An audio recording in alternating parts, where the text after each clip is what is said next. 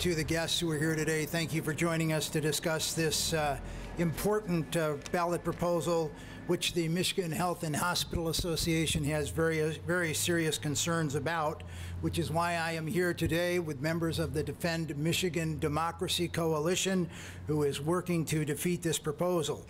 As indicated by Mr. Peerage, the coalition believes that this proposal fails to conform with the requirements that are needed for ballot proposals to be considered by the people. We believe it not only to be illegal, but to be a very dangerous proposal as well. If it's passed, the impact on the state's constitution would be significant and something that we believe, as other people have commented, would lead to political gridlock and financial chaos here in the state of Michigan.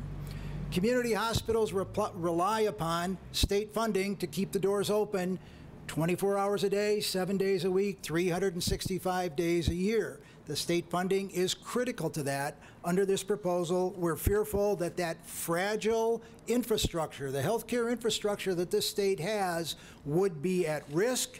If it is at risk, then the access to patient care becomes more difficult for the citizens of the state. I was a lawmaker here for 12 years, and I know firsthand how hard it is to reach compromise in the state capitol. Now, a supermajority rule is really a super minority rule. It would only make it harder, if not impossible, to really advance good tax policy.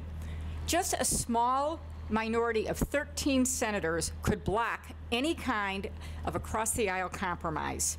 And what this means is that the will of the majority would not prevail. That means 175 years of simple majority rule out the window. Now, states that have this proposal as part of their constitution are not doing well. Now, I love my state. I love the state of Michigan. And I want it, like you, I want it to flourish and to prosper. This is a super bad proposal that would really make it impossible for lawmakers to react as needs arise to improve our state.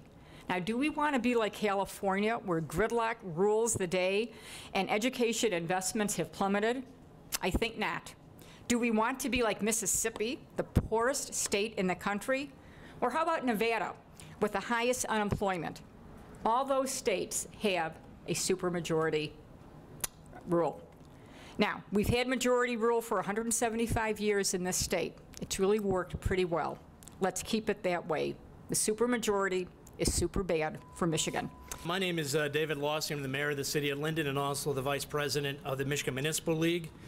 Here on behalf of communities throughout the state of Michigan, we have Sue Osborne, the mayor of Fenton, Lynn Markland, the city manager of Fenton, Nathan Triplett from the city of East Lansing, Todd Campbell from the city of Saline, and my good friend Deb Doyle from the city of Durant and a former president of the league. The cities and villages of the state of Michigan make up the fabric of our great state. And in this last decade, statutory revenue sharing payments to our communities have been reduced by nearly $4.2 billion. In the city of Linden, revenue sharing only makes up 16% of our general fund today. This reduction in funds has resulted in postponing important infrastructure projects and eliminating other programs for libraries and recreation. Since the tragic events of 9/11, there are nearly 3,000 fewer police officers on our streets in the state. The passage of this ballot proposal will make it nearly impossible to pass important revenue increases or replacements that fund critical services to our citizens. In an era of a term-limited legislature, it's often difficult to even get the most innocuous legislation passed by just a simple majority. AARP is concerned with this ballot proposal because of the hand-tying that it will do for legislators to make tough decisions regarding funding vital services for citizens of the state of Michigan. AARP members are concerned about vital community services, for long-term care services, for funding for essential services, and this ballot proposal would tie the hands of legislators who make those very important decisions.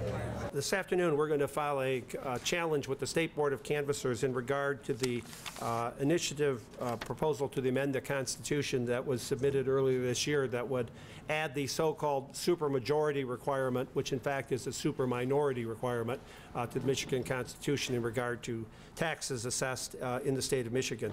This is a copy of the petition itself, and at the top of the petition I've circled the language that actually appeared on the petition that the signers of the petition would have seen. And as you can note from this distance, all it does is talk about the addition of a new Section 26A to Article 9 of the Constitution.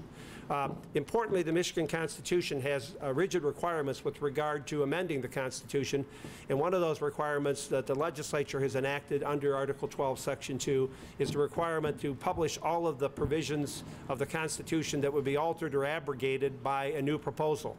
In regard, there are 5 in this particular proposal, provisions of the Michigan Constitution that should have been printed on this petition or on the back of this petition so that the voters who were asked to sign it would have known that it goes far beyond adding a new subsection to the Michigan Constitution.